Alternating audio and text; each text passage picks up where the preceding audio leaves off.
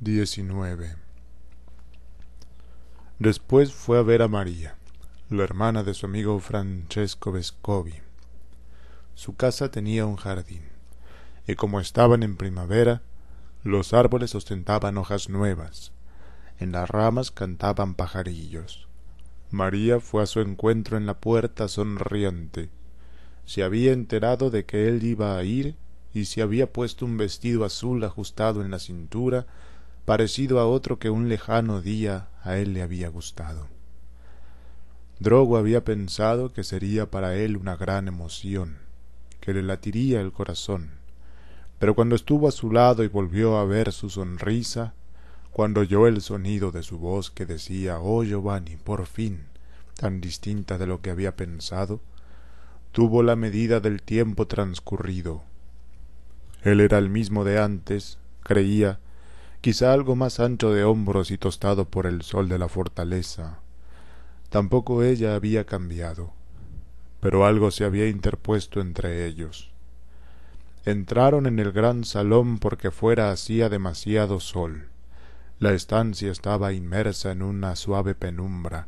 Una franja de sol resplandecía sobre la alfombra y un reloj andaba. Se sentaron en un sofá al sesgo para poderse mirar. Drogo la miraba a los ojos sin encontrar palabras, pero ella ponía vivazmente sus miradas alrededor, en parte en él, en parte en los muebles, en parte en un brazalete de turquesas que parecía novísimo. Francesco vendrá dentro de un rato, dijo María alegremente. Mientras tanto estarás un rato conmigo. ¿Quién sabe cuántas cosas tienes que contar? Oh, dijo Drogo, nada muy especial, es siempre la... ¿Pero por qué me miras así?, preguntó ella. ¿Me encuentras tan cambiada? No. Drogo no la encontraba cambiada. Incluso estaba sorprendido de que una muchacha en 4 años no hubiera sufrido alguna visible mudanza. Pero tenía una sensación vaga de desilusión y de frío. No conseguía encontrar el tono de antes, cuando se hablaban como hermanos y podían bromear sobre todo sin herirse. ¿Por qué estaba tan comedida en el sofá y hablaba con tanta gracia? Habría tenido que tirarle de un brazo, decirle «¿Pero estás loca? ¿Cómo se te ocurre jugar a las personas serias?» El gélido encanto se habría roto. Pero Drogo no se sentía capaz. Ante él estaba una persona distinta y nueva, cuyos pensamientos le eran desconocidos. Él mismo, quizá, ya no era el de antes, y había sido él quien comenzó con un tono falso. «¿Cambiada?», respondió Drogo. «No, nada en absoluto». «Ah, dices eso porque me encuentras más fea, eso es. Dime la verdad. ¿Era María la que hablaba? ¿No estaba bromeando?» Casi incrédulo, Giovanni escuchaba sus palabras y esperaba que en cualquier momento se desprendiese de aquella elegante sonrisa, de aquella actitud suave, y soltase una carcajada. «Fea, sí. Te encuentro fea», habría respondido en los buenos tiempos Giovanni, pasándole un brazo por la cintura, y ella se habría apretado contra él. Pero ahora habría sido absurdo, una broma de mal gusto. «Claro que no, te digo», respondió Drogo. «Estás idéntica, te lo aseguro». Ella lo miró con una sonrisa poco convencida y cambió de tema. «Y ahora dime, ¿has venido para quedarte?» Era una pregunta que él había previsto. «Depende de ti», había pensado responder, o algo por el estilo. Pero se la había esperado antes, en el momento del encuentro, como habría sido natural si verdaderamente le interesaba. Ahora, en cambio, le había llegado casi por sorpresa, y era algo distinto, una pregunta casi de compromiso, sin sobreentendidos sentimentales. Hubo un instante de silencio en el salón en penumbra, donde llegaban del jardín cantos de pájaros y de una remota lejanía acordes de piano lentos y mecánicos de alguien que estudiaba. «No sé, por ahora no sé. Tengo solo un permiso», dijo Drogo. «Nada más que un permiso», dijo de inmediato María, y hubo en su voz una sutil vibración que podría ser casualidad o desilusión y hasta dolor.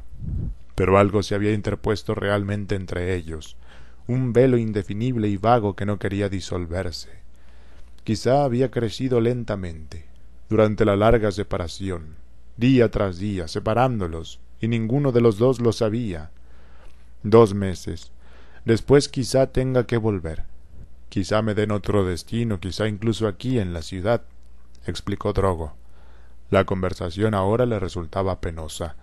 Una indiferencia había entrado en su ánimo. Ambos callaron. La tarde se estancaba sobre la ciudad. Los pájaros habían enmudecido. Se oían sólo los lejanos acordes del piano, tristes y metódicos, que subían y subían llenando toda la casa, y en aquel sonido había una especie de obstinada fatiga, una cosa difícil de decir que jamás se logra decir. «Es la hija de los Micheli en el piso de arriba», dijo María, advirtiendo que Giovanni escuchaba. «También tú tocabas en tiempos esa música, ¿no?» María dobló graciosamente la cabeza como para escuchar. «No, no, eso es demasiado difícil. La habrás oído en otra parte». Drogo dijo: «Me parecía». El piano sonaba con inalterable pena.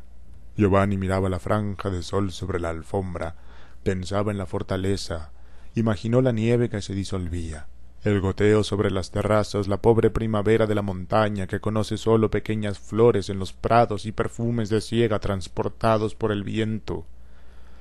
«Pero ahora te trasladarán, ¿no?», prosiguió la muchacha. «Después de tanto tiempo tendrás derecho. Debe ser muy aburrido aquello». Dijo estas últimas palabras con leve ira, como si la fortaleza le resultara odiosa. «Quizá un poco aburrido, desde luego. Prefiero estar aquí contigo». Esta mísera frase relampagueó en la mente de Drogo como una valerosa posibilidad. Era trivial, pero quizá habría bastado. Pero de golpe todo deseo se apagó.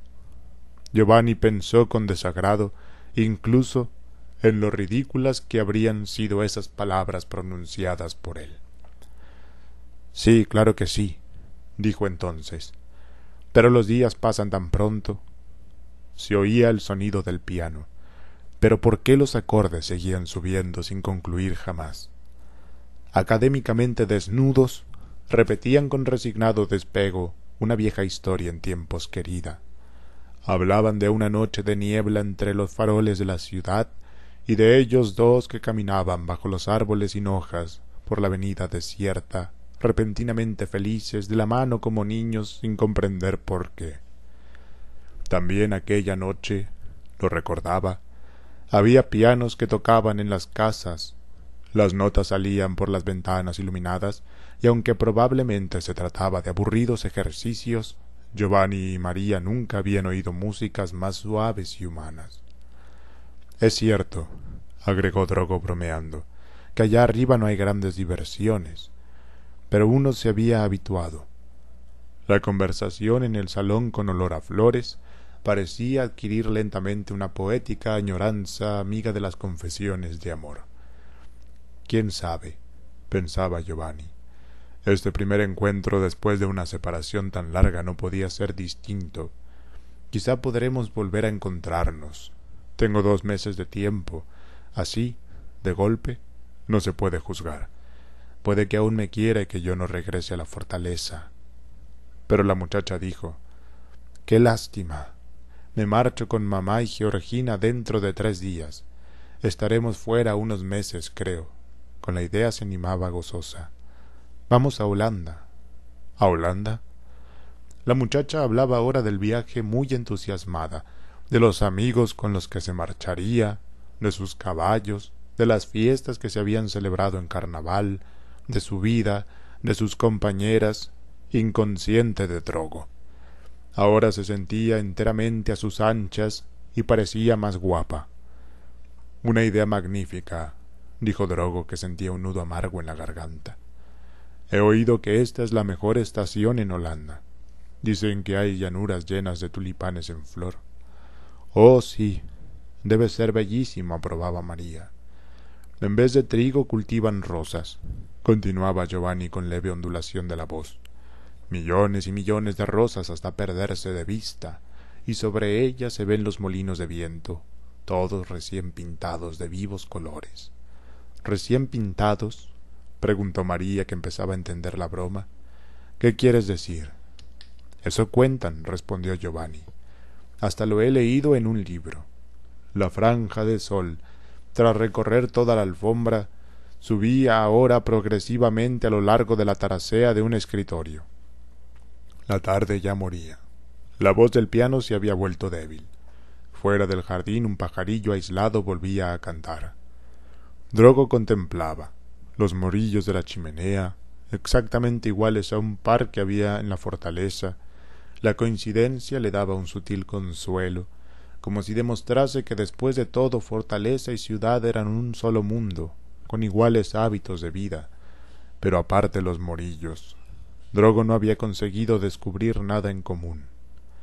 —Debe ser bonito, sí —dijo María bajando los ojos—, pero ahora que estamos a punto de partir, se me han quitado las ganas. —Bobadas. Siempre ocurre en el último momento. Es tan aburrido preparar el equipaje —dijo aposta Drogo, como si no hubiera entendido la alusión sentimental. —Oh, no es por el equipaje, no es por eso. Habría sido menester una palabra, una simple frase para decirle que su partida le disgustaba, pero Drogo no quería pedir nada. En aquel momento no era capaz, de verdad, le habría parecido una mentira. Por eso calló con una sonrisa ambigua. —Salimos un momento al jardín —propuso por fin la muchacha, sin saber ya qué decir—. El sol debe de haberse puesto. Se levantaron del sofá. Ella callaba como esperando que Drogo le hablase y lo miraba quizá con un resto de amor. Pero el pensamiento de Giovanni, a la vista del jardín, voló a los áridos prados que rodeaban la fortaleza. También allá arriba estaba a punto de llegar la estación templada.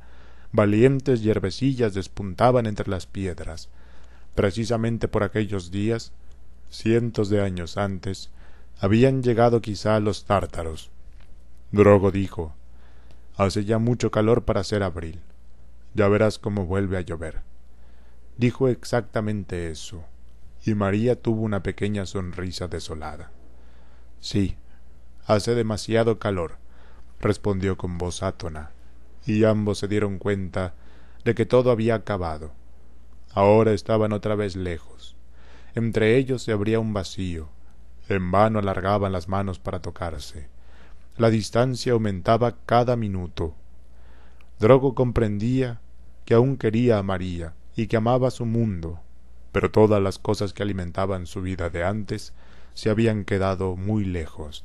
Un mundo ajeno donde su puesto había sido ocupado fácilmente, y lo consideraba ahora desde fuera, aunque con nostalgia.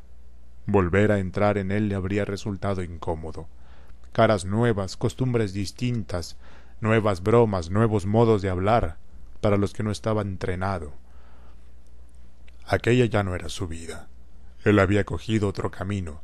Retroceder habría sido estúpido e inútil. Como Francesco no llegaba, Drogo y María se despidieron con exagerada cordialidad, guardándose cada uno para sí sus secretos pensamientos. María le estrechó la mano con fuerza, mirándolo fijamente a los ojos, quizá una invitación a que no se marchara así, a perdonarlo, a volver a intentar lo que ya estaba perdido. También él la miró con fijeza y dijo: «Adiós, espero que nos veamos antes de tu marcha». Después se fue sin volverse hacia atrás, con pasos marciales, hacia la verja de entrada, haciendo rechinar en el silencio la gavilla del sendero. 20. 4 años de fortaleza bastaban, de costumbre, para tener derecho a un nuevo destino, pero Drogo, para evitar una guarnición alejada y quedarse en su ciudad, solicitó de todas maneras una conversación de carácter privado con el comandante de la división. Fue su madre la que insistió en esa conversación. Decía que era preciso adelantarse para que no lo olvidaran. Nadie se preocuparía espontáneamente por él, Giovanni Drogo, si él no se movía, y probablemente le tocaría otra triste guarnición fronteriza. Fue también su madre la que se las ingenió, por intermedio de algunos amigos, para que el general recibiese a su hijo con benévolas disposiciones. El general estaba en un inmenso despacho, sentado tras una gran mesa, fumando un cigarro, y era un día cualquiera, quizá de lluvia, quizá solo cubierto. El general era viejecito y miró benignamente al teniente Drogo a través de su monóculo. Deseaba verlo, fue lo primero que dijo, como si la conversación lo hubiera querido él. Deseaba saber cómo van las cosas allá arriba. ¿Sigue bien Filimore? Cuando lo he dejado el coronel estaba perfectamente, excelencia, respondió Drogo. El general calló un momento. Después meneó la cabeza paternalmente. Nos han creado bastantes problemas ustedes allá arriba en la fortaleza. Claro, claro. Aquel asunto de los confines. La historia de aquel teniente, ahora no recuerdo su nombre. Desde luego disgustó mucho a su Alteza. Drogo callaba sin saber qué decir. Sí, aquel teniente, continuaba monologando el general. ¿Cómo se llama? Un hombre como Arduino, creo. Se llamaba Angustina, excelencia. Claro, Angustina, un buen cabezota. Comprometer la línea fronteriza por una estúpida obstinación. No sé cómo hemos... Bueno, dejémoslo, concluyó resueltamente para demostrar su generosidad de ánimo. Pero permítame, excelencia, se atrevió a observar Drogo. Angustina es el que murió. Puede ser, perfectamente. Tendrá usted razón, ahora no me acuerdo bien, dijo el general, como si fuera un detalle sin la mínima importancia. Pero a su Alteza la cosa le desagradó mucho, muchísimo. Calló y alzó unos ojos interrogantes hacia Drogo. «¿Usted está aquí?» dijo con tono diplomático lleno de sobreentendidos. «Usted está aquí para que lo trasladen a la ciudad, ¿no es cierto?»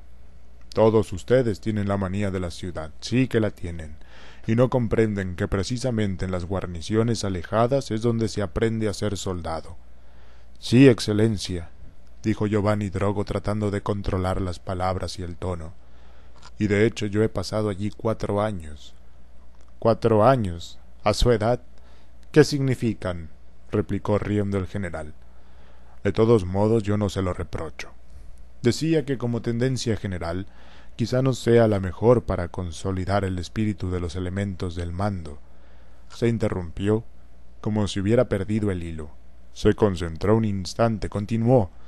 «De todos modos, mi querido teniente, trataremos de contentarlo. Ahora vamos a pedir su hoja de servicios». En espera de los documentos, el general prosiguió. «La fortaleza», dijo. «La fortaleza Bastiani. Veamos. ¿Sabe usted, teniente, cuál es el punto débil de la fortaleza Bastiani?» «No sabría decirlo, excelencia», dijo Drogo. «Quizá está demasiado aislada». El general lanzó una benévola sonrisa de compasión. «¿Qué ideas más raras tienen ustedes los jóvenes?», dijo. «Demasiado aislada. ¡Ja! Le confieso que nunca se me habría pasado por la cabeza. El punto débil de la fortaleza, si quiere que se lo diga, es que hay demasiada gente, demasiada gente, demasiada gente. Y justamente por eso», continuó el general, sin hacer caso de la interrupción del teniente, «justamente por eso se ha decidido cambiar el reglamento. ¿Qué dicen al respecto los de la fortaleza?» «¿Sobre qué, excelencia? No entiendo». «Pero si estamos hablando de eso, del nuevo reglamento, ya se lo he dicho», repitió el general, fastidiado. «Nunca oí hablar de eso, de verdad que nunca», respondió Drogo turbado.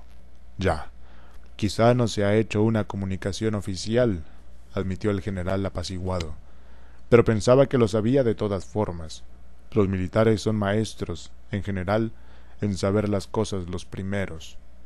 «¿Un nuevo reglamento, excelencia?», preguntó Drogo, curioso. «Una reducción de plantilla. La guarnición se queda en la mitad», dijo el otro, brusco. «Demasiada gente, siempre lo he dicho. Había que aligerar esa fortaleza». En aquel momento entró el ayudante de campo trayendo un gran paquete de hojas de servicio. Tras hojearla sobre una mesa sacó una, la de Giovanni Drogo, y se la entregó al general, que le echó un vistazo con mirada de competencia. Perfecto, dijo. Pero aquí falta, me parece, la petición de traslado. ¿La petición de traslado? Preguntó Drogo. Creía que no era necesaria después de 4 años. Normalmente no, dijo el general, evidentemente aburrido de tener que dar explicaciones a un subalterno. Pero como esta vez hay una reducción de plantilla tan grande y todos quieren marcharse, es preciso tener en cuenta la precedencia. Pero en la fortaleza nadie lo sabe, Excelencia. Nadie ha presentado aún la petición. El general se dirigió al ayudante de campo. Capitán, le preguntó, ¿hay ya peticiones de traslado de la fortaleza Bastiani? Unas 20, creo, Excelencia, respondió el capitán. ¡Qué broma!, pensó Drogo, anonadado. Sus compañeros, evidentemente, habían guardado el secreto para poder pasar por delante de él. Incluso Ortiz lo había engañado tan bajamente. Perdone si insisto, Excelencia, se atrevió a decir Drogo, que comprendía que la cuestión era decisiva. Pero me parece que haber servido durante 4 años sin interrupción tendría que valer más que una simple precedencia formal. Sus 4 años no son nada, mi querido teniente, replicó el general frío como ofendido. No son nada en comparación con otros muchos que llevan allá arriba toda una vida. Yo puedo considerar su caso con la mayor benevolencia. Puedo favorecer una justa aspiración suya, pero no puedo prescindir de la justicia. Y además, también hay que calcular los méritos. Giovanni Drogo había palidecido. Pero entonces, Excelencia, preguntó casi balbuciente, ¿entonces corro el riesgo de quedarme allá arriba toda la vida? Calcular los méritos, continuó imperturbable el otro, hojeando siempre los documentos de Drogo.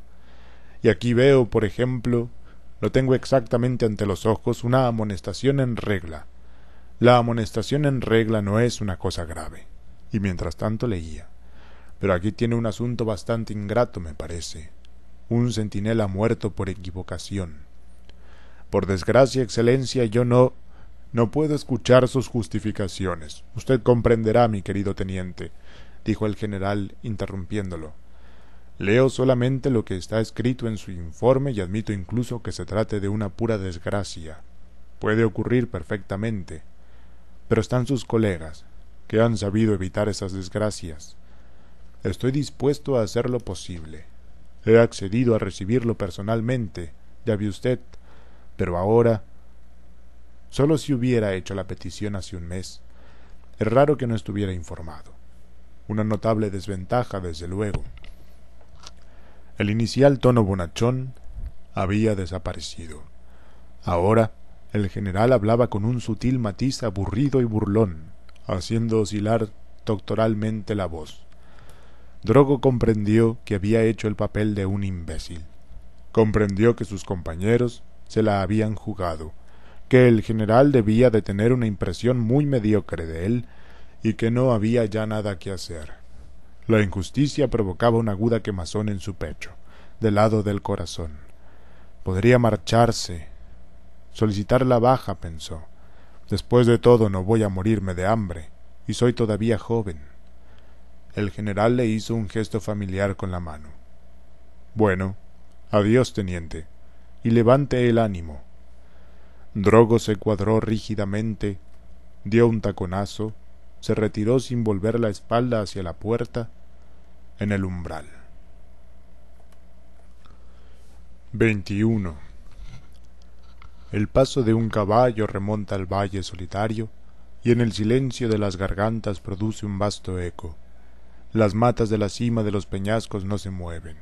Inmóviles están las yerbecitas amarillas. Hasta las nubes pasan por el cielo con especial lentitud. El paso del caballo sube despacio por el camino blanco. Es Giovanni Drogo que regresa. Es él. Ahora que se ha acercado se le reconoce perfectamente, y en su cara no se lee ningún especial dolor. No se ha rebelado, pues no ha solicitado la baja, se ha tragado la injusticia sin rechistar y regresa al puesto de siempre. En el fondo de su alma hay incluso una tímida complacencia por haber evitado bruscos cambios de vida, por poder volver tal cual a sus viejos hábitos. Se hace la ilusión, Drogo, de un glorioso desquite a largo plazo. Cree tener aún una inmensidad de tiempo disponible. Renuncia así a la lucha menuda por la vida cotidiana. Llegará un día en que todas las cuentas se salden generosamente, piensa.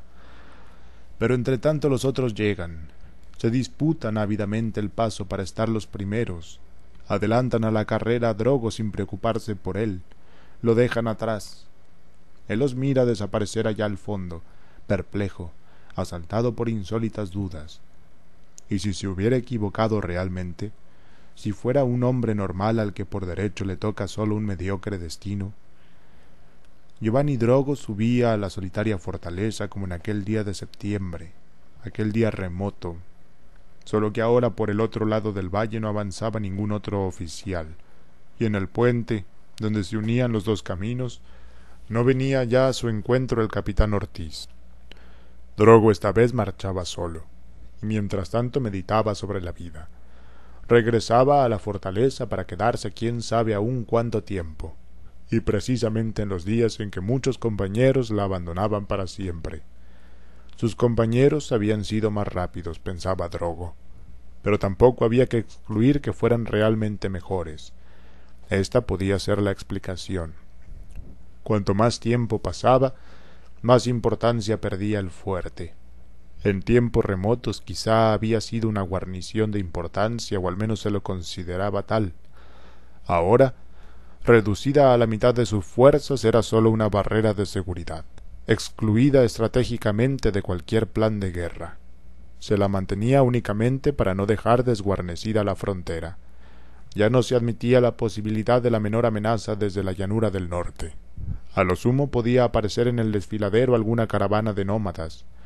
¿En qué se convertía la existencia allá arriba? Meditando sobre estas cosas, Drogo llegó por la tarde al borde de la última altiplanicie y se encontró ante la fortaleza. Ya no encerraba, como la primera vez, inquietantes secretos. No era en realidad más que un cuartel limítrofe, una ridícula bicoca. Sus murallas sólo resistirían unas horas ante cañones de modelos recientes. Con el paso del tiempo la dejarían arruinarse. Ya habían caído algunas almenas y un terraplén se estaba derrumbando sin que nadie lo mandase reparar. Eso pensaba Drogo, inmóvil en el límite de la altiplanicie, al observar los centinelas de costumbre que iban de un lado a otro por el borde de las murallas. La bandera del tejado colgaba floja, no humeaba ninguna chimenea, ni un alma en la desnuda explanada. ¡Qué aburrida vida ahora! Probablemente el alegre Morel se iría de los primeros. En la práctica Drogo se quedaría sin ningún amigo, y además siempre el mismo servicio de guardia, las consabidas partidas de cartas, las consabidas escapadas al pueblo más cercano para beber un poco y hacer mediocremente el amor. ¡Qué desastre!, pensaba Drogo, y sin embargo un residuo de encanto vagaba a lo largo de los perfiles de los amarillos reductos. Un misterio se obstinaba allá arriba, en las esquinas de los fosos, a la sombra de las casamatas, sensación inefable de cosas futuras. En la fortaleza encontró muchas cosas cambiadas. Ante la inminencia de tantas marchas, reinaba por doquier una gran animación. Aún no se sabía quiénes eran los destinados a partir, y los oficiales, que habían pedido casi todos el traslado, vivían en una ansiosa espera, olvidando los cuidados de un tiempo. El propio Filimore, se sabía con seguridad, abandonaría la fortaleza, y eso contribuía a perturbar el ritmo del servicio. La inquietud se había propagado incluso entre los soldados, pues gran parte de las compañías, sin determinar aún, tenía que descender a la llanura. Los turnos de guardia se hacían con desgana. A menudo los pelotones no estaban preparados a la hora del relevo. En todos se había asentado la convicción de que tantas precauciones eran estúpidas e inútiles. Parecía evidente que las esperanzas de antaño, las ilusiones bélicas, la espera del enemigo del norte, no habían sido sino un pretexto para dar sentido a la vida. Ahora que existía la posibilidad de regresar al consorcio civilizado, Aquellas historias parecían manías de chiquillos. Nadie quería admitir que se las había tomado en serio, ni vacilaba en reírse de ellas. Lo que importaba era marcharse. Cada uno de los colegas de Drogo había puesto en marcha influyentes amistades para conseguir la preferencia. Cada uno estaba convencido, en lo más hondo de su corazón, de conseguirlo. ¿Y tú? Le preguntaban a Giovanni con ambigua simpatía los compañeros que se habían callado la gran novedad para pasarle por delante y tener un competidor menos. ¿Y tú? Le preguntaban. Probablemente tendré que quedarme aquí unos meses, respondió Drogo. Y los otros se apresuraban a animarlo. También a él, caramba, lo trasladarían. Era más que justo. No debía ser tan pesimista. Y cosas por el estilo. Solamente Ortiz, entre todos los demás, no parecía cambiado. Ortiz no había pedido irse. Desde hacía muchos años no se había vuelto a interesar por el asunto. La noticia de que se reducía la guarnición le había llegado después que a todos los demás, y por eso no había tenido tiempo de avisar a Drogo. Ortiz asistía indiferente al nuevo fermento. Se ocupaba con su celo habitual de los asuntos de la fortaleza. Hasta que las partidas se iniciaron efectivamente. En el patio hubo un continuo rodar de carros que cargaban material y enseres del cuartel y las compañías se alineaban por turno para despedirse. El coronel bajaba cada vez de su despacho a pasarles revista. Decía palabras de despedida a los soldados. Su voz era inmóvil y apagada. Oficiales que habían vivido allá arriba muchos años, que durante cientos de días habían seguido escrutando las soledades del norte desde las escarpas de los reductos que solían tener interminables discusiones sobre la probabilidad o no de un repentino ataque enemigo, muchos de esos oficiales se marchaban con una cara alegre, guiñando el ojo de modo insolente a los compañeros que se quedaban. Se alejaban hacia el valle, petulantemente erguidos en la silla, al mando de sus secciones, y ni siquiera volvían la cabeza para mirar por última vez su fortaleza. Solamente Morel, cuando una mañana de sol, en el centro del patio, presentó su pelotón que partía ante el coronel y bajó saludando el sable, sólo a él le brillaron los ojos y su voz al dar las órdenes tuvo un temblor. Drogo, con la espalda apoyada en un muro, observaba la escena y sonrió amistosamente cuando su compañero pasó ante él a caballo, dirigiéndose a la salida. Quizá era la última vez que se veían. Drogo se llevó la mano derecha a la visera de la gorra, haciendo el saludo reglamentario. Después volvió a entrar en los zaguanes de la fortaleza, fríos incluso en verano, que día tras día quedaban más desiertos. Ante la idea de que Morel se había marchado, la herida de la injusticia sufrida se había abierto repentinamente y le dolía. Giovanni fue en busca de Ortiz y lo encontró saliendo de su despacho con un fajo de papeles. Le dio alcance, se puso a su lado. «Buenos días, mi comandante». «Buenos días, Drogo», respondió Ortiz deteniéndose. «¿Hay alguna novedad? ¿Desea algo de mí?» En realidad quería preguntarle algo Drogo. Era un asunto genérico, sin la menor urgencia, pero pesaba sobre su corazón desde hacía unos días. «Perdone, mi comandante», dijo. «¿Se acuerda usted de que cuando llegué a la fortaleza hace 4 años y medio, el comandante Mati me dijo que aquí se quedaban solo los voluntarios? Que si uno quería marcharse era muy libre de hacerlo. ¿Se acuerda de que se lo conté? Según Mati, bastaba con que yo pidiera un reconocimiento médico por contar con un pretexto formal, solo que decía que eso fastidiaría un poco al coronel». «Sí, lo recuerdo vagamente», dijo Ortiz con una levísima sombra de hastío. «Pero discúlpeme, mi querido Drogo, yo ahora... Un minuto, mi comandante. ¿Se acuerda de que por no hacer algo desagradable me conformé a quedarme 4 meses? Pero si quería, podía marcharme, ¿no?» Ortiz dijo: «Ya entiendo, mi querido Drogo, pero no es usted el único». «Entonces», lo interrumpió Drogo con angustia, «entonces no eran más que cuentos. Entonces no era cierto que si quería podía marcharme. Solo cuentos para que estuviera tranquilo». «Oh», dijo el comandante. No lo creo. No se meta eso en la cabeza. No me diga que no, mi comandante, replicó Giovanni. ¿Pretende usted que Mati decía la verdad? También a mí me ocurrió lo mismo, más o menos, dijo Ortiz, mirando turbado al suelo. También yo pensaba entonces en una brillante carrera.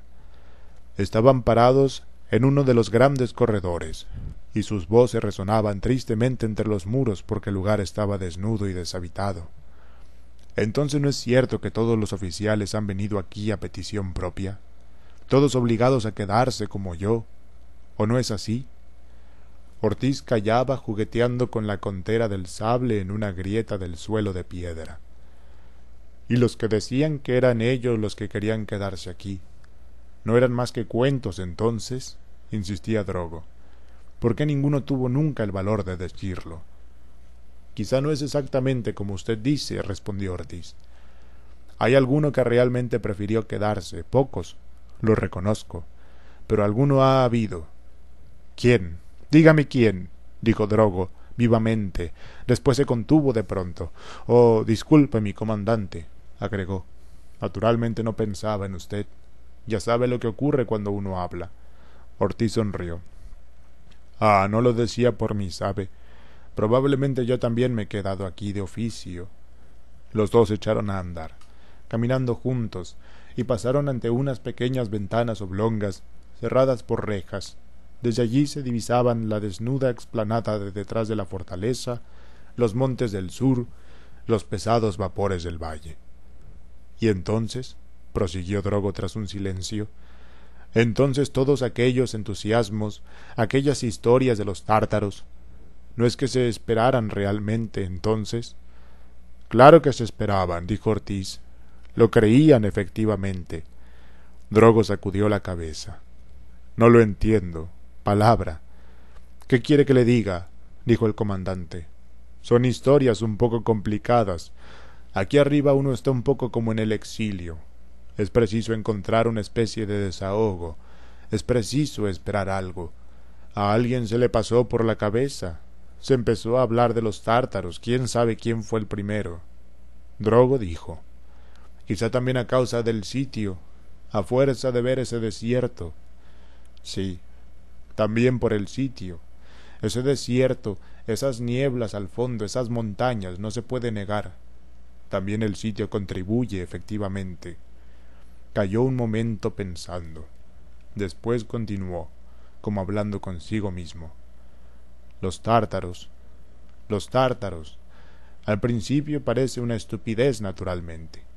Luego uno acaba por creérselo. Por lo menos a muchos le sucedió eso, efectivamente. Pero usted, mi comandante, perdone usted. Yo es otra cosa, dijo Ortiz. La mía es otra edad. Ya no tengo aspiraciones de carrera. Me basta con un sitio tranquilo. Usted, en cambio, teniente, tiene toda la vida por delante. Dentro de un año y medio como máximo, lo trasladarán. Ahí va Morel. Feliz él, exclamó Drogo, deteniéndose ante un ventanuco. A través de la explanada se veía alejarse el pelotón. Sobre el terreno yermo y batido por el sol, los soldados se destacaban nítidamente. Aunque cargados con pesadas mochilas, marchaban con arrogancia.